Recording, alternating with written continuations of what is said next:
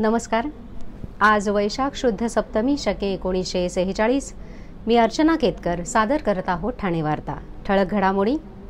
राज्यातील रिक्षा चालकांसाठी महामंडळ स्थापन, रिक्षा चालकांसह त्यांच्या परिवाराचीही जबाबदारी सरकार घेणार। वर्तकनगर येथील इमारतीचा पुनर्विकास रखडल्याने मतदानावर बहिष्कार टाकण्याचा रहिवाशांचा इशारा।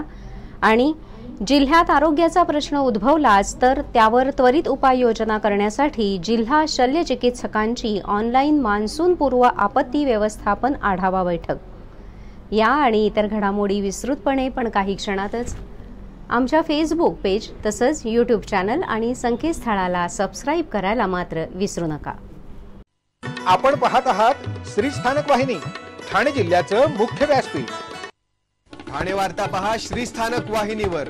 आता सकाळी 9:15 पासून रात्री 9:15 पर्यंत ठाणे वार्ता, ठाण्यातील पहिलं दृकश्राव्य माध्यम। ठाणे वार्ता आणि श्री स्थानक वाहिनीचं लाईव्ह स्ट्रीमिंग ठाणेवार्ता.com वरील लाईव्ह स्ट्रीमवर क्लिक करा आणि अगदी मोबाईलवरही ठाणे वार्ता श्री स्थानक वाहिनीचा आनंद लुटा। यासाठी आमचं ॲप डाउनलोड करा। ठाणे वार्ता पहा श्री स्थानक वाहिनीवर।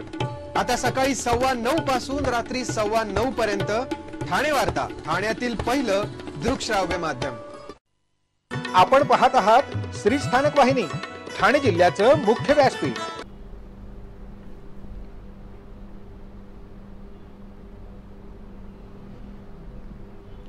वर्तकनगर येथील सरगम सोसायटी बिल्डिंग नंबर 12 इमारतीचा पुनर्विकास रखडल्याने मतदानावर बहिष्कार टाकण्याचा इशारा रहिवाशांनी दिलाय। मुख्यमंत्री एकनाथ शिंदे, स्थानिक आमदार प्रताप सरनाईक यांच्याकडे सुद्धा गारहाणे घालूनही अद्यापही न्याय न मिळाल्याने हा टोकाचा निर्णय घेतल्याचं रहिवाशांनी सांगितलं।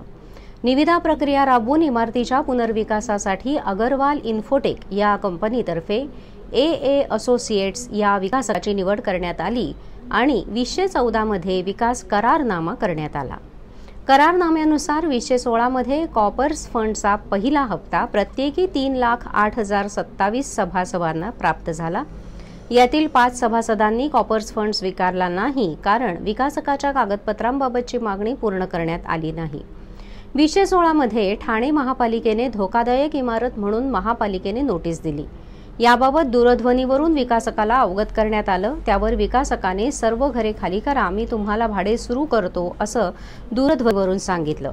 त्यानुसार 27 भाडेकरूंनी आपली घरं रिक्त केली, तर उर्वरित 5 भाडेकरूंनी आपली घरं खाली केली नाहीत। 2017 मध्ये ठाणे महापालिकेने सदर इमारत धोकादायक घोषित करून उर्वरित 5ही सभासदांना घरे खाली करण्यास भाग पाडले। इमारत खाली केल्याने सर्व सभासद विखुरले गेले आणि त्यामुळे काही वर्ष अशीच गेली। त्यानंतर सर्व सभासदांनी एकत्र येऊन विकासकाला कायदेशीर नोटीस देण्याचा निर्णय घेतला आणि 2020 मध्ये नोटीस देण्यात आली। नोटिशीला उत्तर देताना विकासकाने म्हटलं की 5 सभासदांनी घरं रिक्त न केल्याने तसेच इमारतीच्या जागेतील देवळाचा प्रश्न न सुटणे पुनर्विकास रखडला। प्राप्त झालेल्या कागदपत्रांनुसार विकासकाने एकूण 4,19,00,000 इतकी रक्कम इमारतीच्या पुनर्विकासासाठी खर्च केल्याचं दिसून येतं। तथापि 2020 मध्ये विकासकाने NOC देण्याकरिता 7,12,00,000 रुपयांची मागणी केली। विकासक पुनर्विकासकाचे काम करण्यास तयार आहे यावर सभासदांनी विश्वास ठेवला, परंतु त्याने काहीच न करता 1 वर्षाचा कालावधी वाया घालवला। त्यानंतर विकासकाने 2022 मध्ये माझे आणि माझ्या भागीदाराचे बिनसले असल्याने मी तुमचं काम करू शकत नाही असे लेखी स्वरूपात कळवले। याचवेळी विकासकाने NOC करता ₹11 करोड इतक्या रकमेची मागणी लेखी स्वरूपात केली। अशा प्रकारे विकासकाकडून वर्तकनगर येथील इमारतीतील रहिवाशांची फसवणूक झाली असून त्याने त्यांना कात्रीत पकडले आहे। 2016 पासून या इमारतीतील रहिवासी बेघर झाले असून भाड्यापोटी 1ही रुपया दिलेला नाही। तरी आमच्या या तक्रारीची दखल घेऊन आम्हाला न्याय मिळवून द्यावा, अन्यथा मतदानावर बहिष्कार टाकणार आहोत असा इशारा रहिवाशांनी दिला आहे। राज्यातील रिक्षा चालकांच्या हितासाठी राज्य सरकारकडून महामंडळ स्थापन करण्यात आले असल्याची माहिती खासदार श्रीकांत शिंदे यांनी दिली आहे। या महामंडळामुळे रिक्षा चालक आणि त्यांच्या परिवाराचीही जबाबदारी राज्य सरकारची असेल असंही खासदार शिंदे यांनी सांगितलं। कल्याण इथे झालेल्या रिक्षा चालकांच्या मेळाव्यात खासदार श्रीकांत शिंदे बोलत होते। यावेळी कोकण विभाग रिक्षा टॅक्सी महासंघाच्या वतीने महायुतीचे उमेदवार म्हणून खासदार श्रीकांत शिंदे यांना जाहीर पाठिंबा देण्यात आला। त्यामुळे महासंघाशी संलग्न 17 ते 18 हजार रिक्षा चालकांची ताकद महायुतीच्या पाठीशी उभी राहिली आहे। एकनाथ शिंदे साहेबांनी सुद्धा रिक्षा चालवून कुटुंबाचा गाडा चालवला आणि मेहनत करून आज ते राज्याचे मुख्यमंत्री झाले, असे खासदार श्रीकांत शिंदे म्हणाले। याप्रसंगी रिक्षाचे परमिट काही वर्षांसाठी बंद करण्याची मागणी रिक्षा चालकांकडून करण्यात आली। या मागणी संदर्भात नवीन सरकार स्थापन झाल्यानंतर संबंधित विभागाकडे पाठपुरावा करणार असल्याचं खासदार श्रीकांत शिंदे यांनी सांगितलं। रिक्षा चालकांच्या समस्या अडचणी राज्याचे मुख्यमंत्री एकनाथ शिंदे यांना माहिती आहेत। त्यामुळेच रिक्षा चालकांच्या हितासाठी राज्य सरकारकडून महामंडळ स्थापन करण्यात आलं असून या महामंडळाच्या माध्यमातून रिक्षा चालक आणि त्यांच्या परिवारासाठी पॉलिसी आणण्याचे सरकारचे प्रयत्न सुरू आहेत। यापुढे रिक्षा चालक आणि त्यांच्या परिवाराची जबाबदारी, त्यांच्या मुलांचं शिक्षण, वैद्यकीय उपचारांचा खर्च ही सगळी जबाबदारी सरकार घेणार असल्याचं खासदार शिंदे यांनी सांगितलं। तसेच भविष्यात राज्यात ई-रिक्षा आणण्याचे प्रयत्न सुरू असून त्यामुळे रिक्षा चालकांचे इंधन मेंटेनन्स याची बचत होऊन त्यांच्या उत्पन्नात वाढ होईल असंही खासदार शिंदे यांनी सांगितलं। लोकसभा निवडणुकीच्या 5व्या टप्प्यात ठाणे जिल्ह्यात 20 मे 2024 रोजी मतदान होणार असून यासाठी संपूर्ण प्रशासकीय यंत्रणा तयारी करत आहे। ठाणे लोकसभा मतदारसंघातील 6 विधानसभा मतदारसंघातील मतदान केंद्रावर लागणाऱ्या ईव्हीएम, कंट्रोल युनिट, बीयू युनिट, व्हीव्हीपॅट मशीन्स सीलबंद करण्याची प्रक्रिया सुरू झाली। तसंच मतदान केंद्रांवर नियुक्त करण्यात आलेल्या अधिकारी कर्मचारी यांचे दुसरे प्रशिक्षणही पार पडले।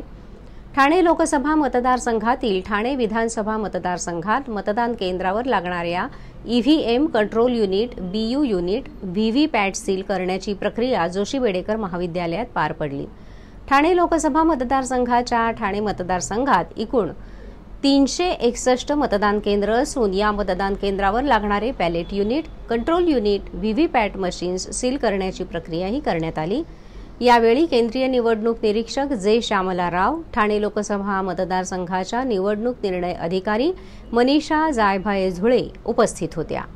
ही प्रक्रिया उमेदवारांच्या राजकीय प्रतिनिधींसमक्ष पार पडली। कल्याण लोकसभा मतदारसंघाकरिता 1960 मतदान केंद्र असून प्रत्येक मतदान केंद्रावर लागणारे EVM machine, ballot unit, control unit आणि व्हीव्हीपॅट मशीन्स सील करण्याची प्रक्रिया करण्यात आली। यापुढील घडामोडी एका छोट्याशा ब्रेकनंतर कुठेही जाऊ नका, पाहत रहा फक्त ठाणे वार्ता। सर्व नागरिकांना आवाहन करण्यात येत आहे की सध्या डासांमार्फत पसरणाऱ्या डेंग्यू या आजाराचा प्रसार रोखण्यासाठी प्रत्येकाने पुढील प्रमाणे कार्यवाही करावी। डेंग्यू आजार एडिस इजिप्ती हा डास चावल्याने होतो। या डासांची पैदास साचलेल्या किंवा साचवलेल्या स्वच्छ पाण्यामध्ये होते। 8 दिवसांपेक्षा जास्त दिवस पाणी उघडे व साचून राहिल्यास त्यात डास अंडी घालतात। अंड्यांच्या अळ्या तयार होऊन पुढे डास तयार होतात। यासाठी आपल्या घरातील पाणी साठे उदाहरणार्थ बॅरल्स, पिंपे, टाक्या, हौद, रांजणे इत्यादी दर आठवड्याला रिकामे करून घासून पुसून कोरडे करून पुन्हा भरावे। 1 दिवस कोरडा दिवस म्हणून पाळावा। पाणी साठ्यांना घट्ट झाकणे बसवावीत किंवा जुनी साडी, चादर, धोतर यांनी बांधून झाकून ठेवावीत, म्हणजे डास त्यात जाऊन अंडी घालणार नाहीत। घराच्या गच्चीवर, आजूबाजूला, अंगणात कोठेही पाणी साचू देऊ नये। भंगार सामान उघड्यावर टाकू नये, उदाहरणार्थ टायर्स, प्लास्टिक सामान, कुंड्या, टाकाऊ वस्तू इत्यादी। अशा सामानात पावसाचे पाणी साठून त्यात डेंग्यूच्या डासांची पैदास होते। घरातील कूलर्स, फ्रीजच्या पाठीमागील ट्रे हे देखील वेळोवेळी कोरडे करावेत। लक्षात ठेवा, नुसत्या फवारणीने डास घनता कमी होत नाही, तर त्यासाठी डास पैदास ठिकाणे नष्ट करणे ही आपल्या सर्वांची जबाबदारी आहे। कोणताही ताप अंगावर न काढता जवळच्या शासकीय रुग्णालयात मोफत औषधोपचार घ्या। अशा प्रकारे नागरिकांनी सहकार्य केल्यास डेंग्यूचा प्रसार रोखणे सहज शक्य आहे। ब्रेकनंतर आपलं पुन्हा एकदा स्वागत। केडीएमसीत 90% होर्डिंग बेकायदा असून अधिकारी एसी केबिनमध्ये बसून राहतात असा खळबळजनक आरोप शिंदे गटाच्या शहर प्रमुखांनी केला आहे. मुंबईत बेकायदा होर्डिंग्ज पडल्याने 18 जणांचा मृत्यू झाला, अनेक जण जखमी झाले. कल्याण डोंबिवली 90% मोठे होर्डिंग बेकायदा आहेत. या बेकायदा होर्डिंग विरोधात केडीएमसी कारवाई करत नाही. महापालिकेचे अधिकारी केबिनमध्ये बसून राहतात. होर्डिंग लावताना निकष पाहिले जात नाहीत असा आरोप शिंदे गटाचे शहर प्रमुख रवी पाटील यांनी केला आहे. तर अधिकृत होर्डिंग्ज लावणाऱ्या मालकांची बैठक घेतली आहे. बेकायदा होर्डिंग्जच्या विरोधात कारवाई सुरू असल्याचंही केडीएमसी उपायुक्तांनी सांगितलं. शहराचे विद्रुपीकरण या बेकायदा होर्डिंगमुळे होते, त्यामुळे आता तरी महापालिकेने कारवाई केली पाहिजे अशी मागणी शहर प्रमुख रवी पाटील यांनी केली आहे. पाऊस वेळेवर पडणार असल्याचे संकेत वेधशाळेने दिल्यानंतर जिल्ह्यात आरोग्याचा प्रश्न उद्भवलाच, तर त्यावर त्वरित उपाययोजना करण्यासाठी ठाणे सिव्हिल रुग्णालयाचे जिल्हा शल्यचिकित्सक डॉक्टर कैलास पवार यांनी वैद्यकीय अधीक्षक आणि शल्यचिकित्सक यांच्यासोबत ऑनलाईन मान्सूनपूर्व आपत्ती व्यवस्थापन आढावा बैठक नुकतीच घेतली. सर्प, विंचूदंश, साथरोग, चक्रीवादळ, अपघात, भूस्खलन, पूर परिस्थिती सारख्या नैसर्गिक आपत्तीच्या वेळी सर्व सरकारी रुग्णालयात रुग्णांची काळजी कशी घ्यावी याविषयी मार्गदर्शन केलं. या वर्षीचा उन्हाळा तीव्र असला तरी पाऊस ठरल्या वेळी पडणार आहे. जून महिन्याच्या पहिल्या आठवड्यात पाऊस पडणार असल्याचं भाकीत वेधशाळेने केलं आहे. त्यामुळे जिल्हा आरोग्य प्रशासन अलर्ट मोडवर आले आहेत. ठाणे जिल्हा सागरी, डोंगरी आणि दुर्गम आदिवासी भागात विभागला आहे. जिल्ह्यात पाऊस उत्तम बरसत असल्यामुळे काही वेळा पूर परिस्थिती निर्माण होण्याची शक्यता असते. त्यातच पावसाच्या सुरुवातीला साथजन्य आजारांचा धोका वाढतो. नैसर्गिक आपत्तीपासून लढण्यासाठी पूर्वनियोजन आवश्यक आहे. त्यासाठी जिल्ह्यातील वैद्यकीय अधीक्षक आणि जिल्हा शल्यचिकित्सक यांची आपत्ती व्यवस्थापन मान्सूनपूर्व ऑनलाईन आढावा बैठक नुकतीच सिव्हिल रुग्णालयाचे जिल्हा शल्यचिकित्सक डॉक्टर कैलास पवार यांनी घेतली. जिल्ह्यात 4 सामान्य रुग्णालये, 4 उपजिल्हा रुग्णालय, 5 ग्रामीण, 1 महिला रुग्णालय आहेत. पावसाळ्यात नैसर्गिक आपत्तीचा धोका उद्भवण्याची शक्यता अधिक असते. कावीळ, हगवण सारखे साथरोग, सोबतच डेंग्यू, मलेरिया सारखे ताप, चक्रीवादळ, भूस्खलन, पूरजन्य परिस्थिती, सर्प, विंचूदंश यासारख्या घटना घडतात. अशावेळी रुग्णालयात औषधे, इंजेक्शन्स, गोळ्या, खाटा, रुग्णवाहिका उपलब्ध असणे, रुग्णांना जलद गतीने चांगले उपचार मिळावेत यासाठी ही बैठक आयोजित केली होती. आपत्ती व्यवस्थापन आरोग्य विषयक ऑनलाईन बैठकीत वैद्यकीय अधिकाऱ्यांनी काही चांगल्या गोष्टीही सुचवल्या होत्या. यासोबतच रुग्णालयात आरोग्य विषयक मॉक ड्रिल घेण्याचंही सुचवलं आहे. यामुळे अपघात, भूस्खलन, पूरजन्य स्थितीचं एखादं मॉक ड्रिल घ्यावं, जेणेकरून खरंच एखादा नैसर्गिक बाका प्रसंग निर्माण झाला तर पटकन रुग्णालयीन सेवा देताना तारांबळ उडणार नाही. ठाणे आणि मुलुंड रेल्वे स्थानकादरम्यान धीम्या मार्गिकेवर काल सायंकाळी ओव्हरहेड तारेचा खांब कोसळल्याने मध्य रेल्वेची वाहतूक विस्कळीत झाली. त्याचा परिणाम मुंबईहून ठाण्याच्या दिशेने जाणाऱ्या वाहतूक व्यवस्थेवर झाला. सुमारे पाऊण तास रेल्वे गाड्या उशिराने धावत होत्या. सर्व रेल्वे स्थानकात प्रवाशांची गर्दीच उसळली होती. सकाळी सिग्नल यंत्रणेचा बिघाड आणि सायंकाळी पावसामुळे रेल्वे सेवा विस्कळीत झाल्याने प्रवाशांनी प्रचंड नाराजी व्यक्त केली. रेल्वे सेवा विस्कळीत झाल्याने काही प्रवाशांनी रस्ते मार्गे वाहतूक करण्याचा निर्णयही घेतला, परंतु रस्त्यावरही मोठ्या प्रमाणात कोंडी झाली. ठाणे आणि मुलुंड रेल्वे स्थानकादरम्यान कोपरी रेल्वे पुलाजवळ धीम्या मार्गिकेवरील ओव्हरहेड तारेचे खांब कोसळले. त्यामुळे धीम्या मार्गिकेवरील वाहतूक पूर्णपणे ठप्प झाली होती. त्याचा परिणाम मध्य रेल्वेच्या वाहतूक व्यवस्थेवर झाला. सायंकाळी 6 नंतरही बिघाड दुरुस्त झाला नव्हता. मध्य रेल्वे प्रशासनाने धीम्या मार्गिकेवरील सर्व रेल्वे गाड्यांची वाहतूक जलद मार्गावरून सुरू केली होती. त्यामुळे धीम्या आणि जलद मार्गिकेच्या रेल्वे गाड्यांची वाहतूक सुमारे पाऊण तास उशिराने सुरू होती. रेल्वे गाड्यांची वाहतूक विस्कळीत झाल्याने ठाणे आणि त्या पल्याकडील सर्व स्थानकामध्ये प्रवाशांची गर्दी उसळली होती. पाऊस पडल्याने अनेकांनी कार्यालयातून लवकर बाहेर पडण्याचा निर्णय घेतला होता, परंतु रेल्वे सेवा विस्कळीत झाल्याने सर्वच गाड्यांमध्ये प्रवाशांची गर्दी झाली. त्यामुळे नोकरदारांचे हाल झाले. महिला वर्गाची सर्वाधिक कुचंबणा होत होती. रेल्वे वाहतूक विस्कळीत झाल्याने काही जणांनी रस्त्याच्या मार्गे प्रवास करण्याचा निर्णय घेतला, परंतु मुख्य महामार्ग आणि अंतर्गत रस्त्यांवरही कोंडी झाली होती. रस्ते आणि रेल्वे मार्ग ठप्प झाले होते, त्यामुळे चाकरमान्यांचे चांगलेच हाल झाले. सर्व बिघाडामुळे अनेक जण उशिरा घरी पोहोचले. आपण पाहत आहात श्री स्थानक वाहिनी, ठाणे जिल्ह्याचं मुख्य व्यासपीठ. ठाणे वार्ता पहा श्री स्थानक वाहिनीवर. आता सकाळी 9:15 पासून रात्री 9:15 पर्यंत ठाणे वार्ता, ठाण्यातील पहिलं दृकश्राव्य माध्यम.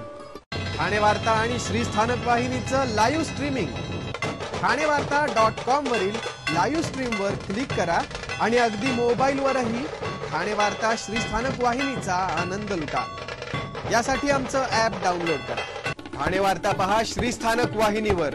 आता सकाळी 9:15 पासून रात्री 9:15 पर्यंत ठाणे वार्ता, ठाण्यातील पहिलं दृकश्राव्य माध्यम. आपण पाहत आहात श्री स्थानक वाहिनी, ठाणे जिल्ह्याचं मुख्य व्यासपीठ. आपण आपले कार्यक्रम अथवा बातम्या आम्हाला ठाणेवार्ता@gmail.com या आमच्या ईमेलवर कळवू शकता. ठळक घडामोडी शेवटी पुन्हा एकदा. राज्यातील रिक्षा चालकांसाठी महामंडळ स्थापन, रिक्षा चालकांसह त्यांच्या परिवाराचीही जबाबदारी सरकार घेणार. वर्तकनगर येथील इमारतीचा पुनर्विकास रखडल्याने मतदानावर बहिष्कार टाकण्याचा रहिवाशांचा इशारा.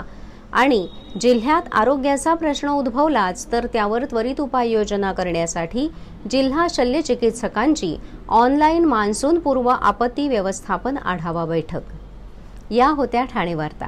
आपली एखादी बातमी बघायची राहून गेल्यास आपण आमच्या ठाणेवार्ता.in या संकेतस्थळाला किंवा फेसबुक पेज तसंच यूट्यूब चॅनलला अवश्य भेट द्या.